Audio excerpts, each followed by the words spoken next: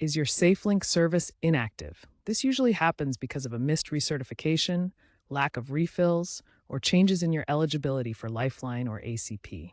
As of October 2025, it's crucial to understand these programs are now largely unified.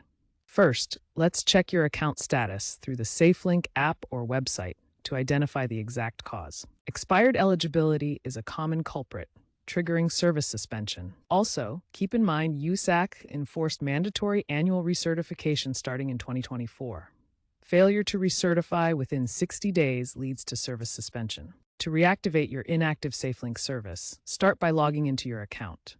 You can use the SafeLink app or visit the website at mysafelink.com. Next, update your personal information and provide proof of continued eligibility.